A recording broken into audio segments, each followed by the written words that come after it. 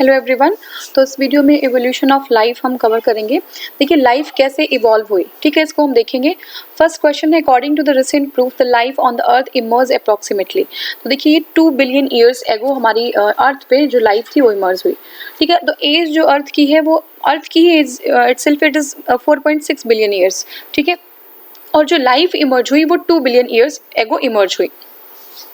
अब क्वेश्चन ये आता है कि जो 4.6 बिलियन ईयर्स जो हमने लाइफ देखी अर्थ की वो हमें कैसे पता चला। तो हमें रेडियोमेट्रिक एज डेटिंग से पता चला। तो रेडियोमेट्रिक एज डेटिंग जो है वो मेटेराइट और मटेरियल्स की और जो आपका टेरेस्ट्रियल और लूनर स्पेसेस होते हैं, ठीक है, सैंपल्स होते हैं, उनको जो है उनकी आपकी डेटिंग करके, रेडियोमेट्रिक डेटिंग करके हमें जो है अर्थ की लाइफ भी पता चली। It is approximately 4.6 billion years, ठीक है। और जो लाइफ है अर्थ पे वो जो है ऑरिजिनेट होता है, इवोल्यूट होता है 2 billion years ago. Which of the following या which is the oldest organism on the earth. सबसे पुराना जो है कौन है, वो ब्लू ग्रीन एल्गी है। Blue green algae is also called as cyanobacteria. और ये फोटोसिंथेसिस करते हैं, याद रखिएगा। ये क्या करते हैं, oxygen by producing gaseous oxygen as a by product of photosynthesis. आपको पता है सभी लोग को कार्बन डाइऑक्साइड कंज्यूम करना और ऑक्सीजन को रिलीज करना, ये फोटोसिंथेसिस है। इसकी वजह से हमारे एटमॉस्फेयर की गैसियस कॉम्पोजिशन उसमें बहुत ज़्यादा चेंजेस आ जाते हैं। तो ये एक बहुत ही इंपॉर्टेंट, ब्लू ग्रीन एल्गी बहुत ही इंपॉर्टेंट होता है जो ड्रामेटिकली चेंज कर देता है life forms on the earth, ठीक है, by stimulating diversity. Next question is Darwin theory of natural selection is based on. तो देखिए ओवर प्रोडक्शन किस पे थी, डार्विन की थियरी नेचुरल सिलेक्शन की। नेचुरल सिलेक्शन मतलब होता है कि नेचर जो है किसी स्पीसीज को उसके फिटनेस के अकॉर्डिंग सेलेक्ट कर लेती है। मतलब क्या है, सर्वाइवल ऑफ द फिटेस्ट। जो फिट है वही सर्वाइव करेगा, अदरवाइज सर्वाइव नहीं कर पाएगा। तो देखिए ओवर प्रोडक्शन पहला है, बिल्कुल सही है। Struggle for existence and variation बिल्कुल सही है। जो एग्जिस्टेंस के लिए जो स्ट्रगल नहीं करेगा वो सर्वाइव नहीं कर पाएगा। और दूसरा है सर्वाइवल ऑफ द फिटेस्ट। ये तीनों ही ऑप्शंस हमारे सही हैं। देखिए Charles Robert Darwin was the English geologist and the best known for his contribution in the evolutionary theory, ठीक है। तो इवोल्यूशनरी थियरी में इन्होंने बहुत बड़ा कंट्रीब्यूशन किया था चार्ल्स डार्विन ने, ठीक है। अब देखिए Darwin published his theory of evolution in his book on the origin of species. Book का क्या नाम है, on the origin of species in 1859। 1859 में एक बुक जो है इन्होंने आपका पब्लिश किया था जिसका नाम है on the origin of species 1859। It states that all the species of organism arise and develop through a natural selection of small inherited variables or variations that increase the individual's ability to compete, survive, produce। तो देखिए इसमें क्या है, it is called the Darwinian theory. देखिए इसमें क्या है कि जो भी बड़े बड़े ऑर्गेनिजम्स हैं, बड़े बड़े स्पीशीज़ हैं, वो छोटी स्पीशीज़ से जो है इवॉल्व होते हैं, डेवलप होते हैं। और ये जो है क्या करते हैं, वेरिएशंस उनके अंदर आते रहते हैं। उनकी एबिलिटी कितनी है कम्पीट करने की, अगर कम्पीट करने की एबिलिटी है तो वो सर्वाइव कर पाते हैं और रिप्रोड्यूस कर पाते हैं। इसी को कहते हैं survival of the fittest and it is also known as the Darwin या डार्विनियन थियरी, ठीक है। Who propounded the theory of evolution? The theory of evolution was propounded by Darwin, ठीक है, Darwin, Charles Darwin। Who explained first the evolution of life? किसने explain किया था, Charles Darwin ने explain किया था। French biologist Lamarck is the best known for his theory of the inheritance of acquired characters। तो Lamarck जो है French botanist हैं, आपका बायोलॉजिस्ट है, बॉटनिस्ट नहीं है, बायोलॉजिस्ट हैं, जो theory of inheritance of acquired characters, theory of inheritance of acquired characters के लिए फेमस है। First presented in 1801। He was the person to explain the theory of evolution in the public in 1809। This theory was published in his book the philosophy zoologique, ठीक है।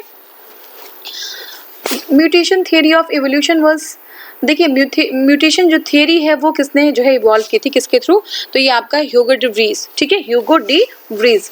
Mutation theory Hugo de Vries, ठीक है। तो Hugo de Vries is known for his mutation theory of evolution. किसके लिए, mutation theory of evolution. According to him new species are not formed by continuous variation but by the sudden appearance of variation which he named as mutations। He stated that mutations are heritable and persist in the successive generation। तो देखिए Darwin ने क्या कहा था कि जो बड़े बड़े जो आपके ऑर्गेनिजम्स हैं वो स्मॉलर छोटे छोटे टाइप के ऑर्गेनिज्म से बने होते हैं, जो धीरे धीरे इवॉल्व होते हैं, डेवलप होते हैं, उनके अंदर चेंजेस आते हैं, वेरिएशन आते हैं, और फिर वो क्या करते हैं, वो compete करते हैं, फिर वो सर्वाइव करते हैं और रिप्रोड्यूस करते हैं। ये तो डार्विन ने कहा। बट ह्यूगो डे व्रीज ने कहा कि ये जो है कोई वेरिएशन नहीं आते हैं, कोई बहुत लंबा प्रोसेस नहीं होता है। ये लंबा तो प्रोसेस होता है, बट अचानक से ये हुआ एक म्यूटेशन, एक अचानक से जो है घटित एक घटना होती है। ये जो है वेरिएशंस के थ्रू नहीं होता है, और म्यूटेशन जो है ट्रांसफर होते हैं सक्सेसिव जनरेशंस में। ये कहा आपकी, और इसी थियरी को कहते हैं mutation theory of evolution. It is given by Hugo de Vries. ठीक है, लिस्ट हमारे पास दी हुई है, हमें मैच करना है। Theory of mutation, theory of evolution. तो म्यूटेशन का हमें पता है Hugo de Vries.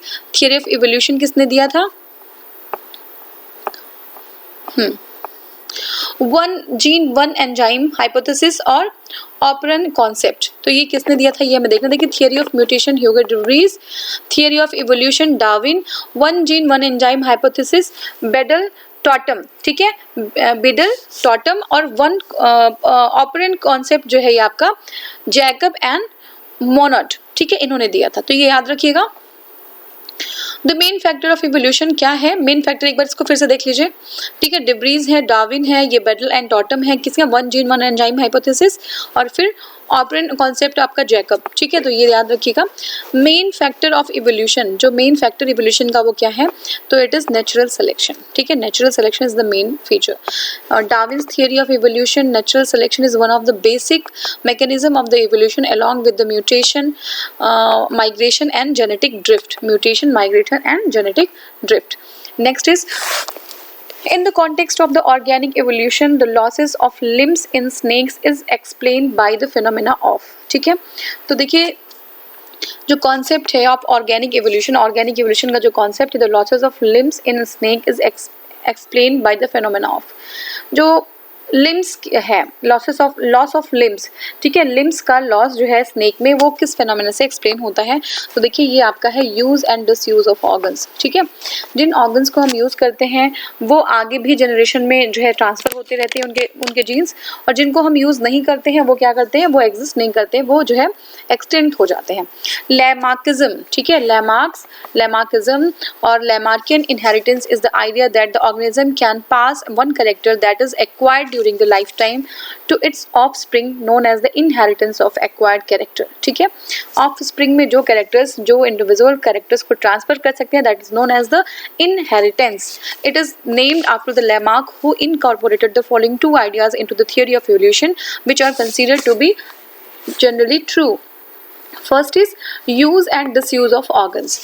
Individuals lose characteristics which they do not acquire and develop characteristics which are useful. ठीक है, तो जो चीज़ें हमें यूज़ की नहीं होंगी, पहले कभी यूज़ में आया करती थी, अभी हमें यूज़ नहीं है, तो वो जो है चीज़ें एक्सटेंट हो जाती हैं, और जो हमें यूज़ की हैं वो चीज़ें हम धीरे धीरे डेवलप कर लेते हैं, एक्वायर कर लेते हैं। Next is inheritance of acquired traits. Individual inherit the traits of their ancestors. In the context of organic evolution, as explained by Lamarck, the loss of limbs in a snake. What? Loss of limbs in a snake explained by the phenomena and use and disuse organs.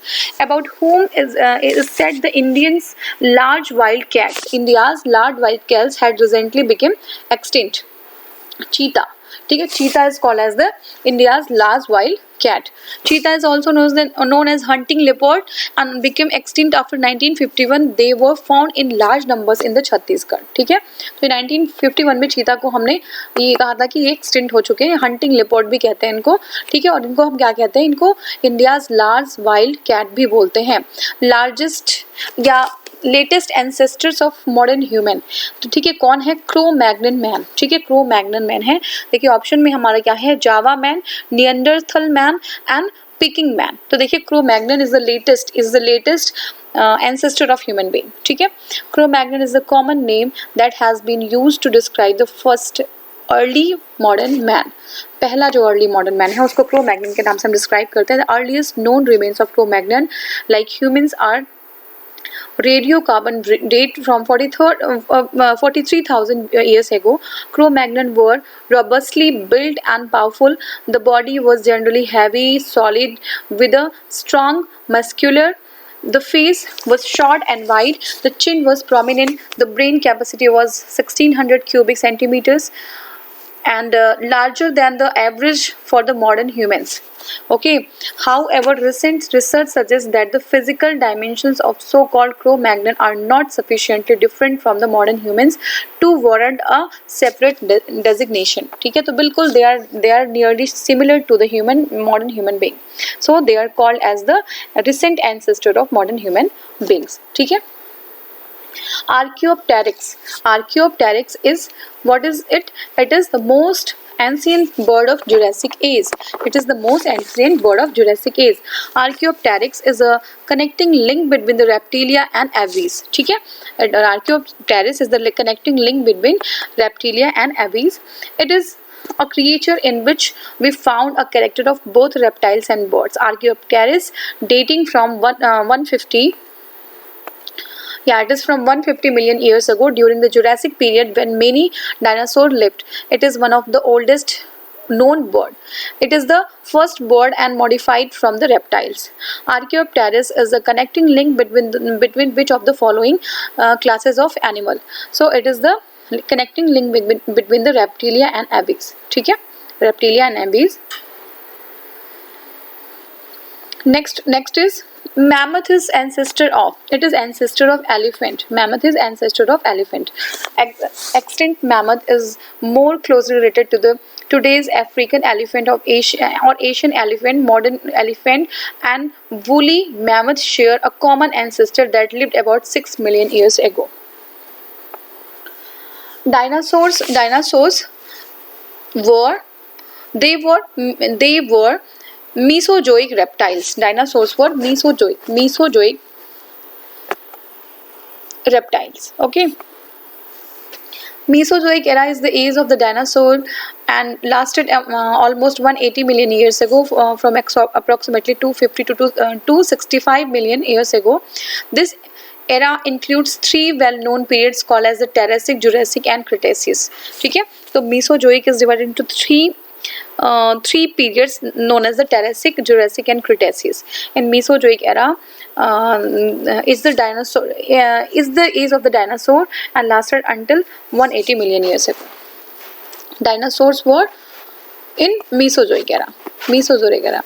With reference to the evolution of the living organism, which one of the following sequence is correct? Octopus, dolphin, shark, pangolin, tortoise, hawk, and salamander, python and kangaroo. So salamander, python and kangaroo is the right answer. Salamander is tailed amphibian. It is tailed amphibian which appeared about 360 million years ago. Python is reptile which appeared about 300 million year ago, while kangaroo is the pouched animal or marsupial which appeared about 145 million year ago. With reference to the question, the correct sequence हमारा क्या हो जाएगा? Salamander, python and kangaroo. ठीक है, तो हमारा यहीं पे जो ये चैप्टर कंप्लीट होता है. नेक्स्ट चैप्टर है टैक्सोनॉमी. को हम नेक्स्ट वीडियो में कवर करेंगे. Thank you so very much for watching. Thank you.